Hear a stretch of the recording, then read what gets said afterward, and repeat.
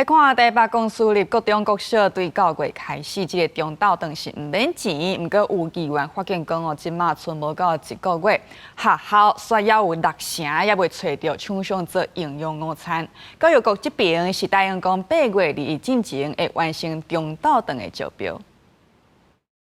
台北市免費營養午餐政策要佇新學年上路，不過有議員發現，也是有6成學校也未找到願意承辦營養午餐的廠商，開學了後超過11萬的學生囡仔恐驚會受影響。營養午餐政策嘛，正做選戰的焦點之一。台北市教育局承諾8月2日之前完成午餐的招標。那我們希望能夠盡快來完成招標，不希望說我們現在變成周周有鮮奶，但變成班班沒午餐，這樣就變得非常尷尬。台北市以全國最高餐費標準補助營養午餐，也會依照原定期程，在8月21日前完成招標作業。民代這個市府要求餐道平等，增加午餐預算愛平濟，所以和團膳業者認為服務成本增加，敢若願意投標離筍懸，離學校較近。若是較莊卡，也是需要另外服務的學校，因為成本相懸，廠商投標意願低。如果真的以現在的預算編列真的是比較不夠的話，是不是在這樣子一個餐費的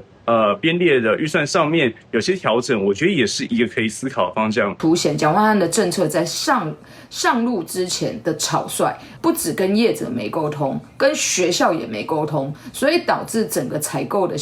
程序一直延宕。團膳業者分析，原因可能是今年免費營養午餐政策確定的時間較慢，學校延過4月開始招標，不過新政策一直到6月底7月初才確定，學校7月第1禮拜才開始公告，也跟有供餐規格改變有關係。所以廠商態度變較謹慎，還佫在看。目前我們其實掌握的數字，就將近有5成的學校已經標出去。那8月的第1週就是明天，我們也有很多的標案，其實都有陸續的公告。陳明信講，伊目前早標1個月，伊無感覺進度慢。對於教育局表示，會確保8月2日之前完成午餐的招標，伊感覺愛真拼，主要是學校甲廠商愛有共識。記者採訪報道。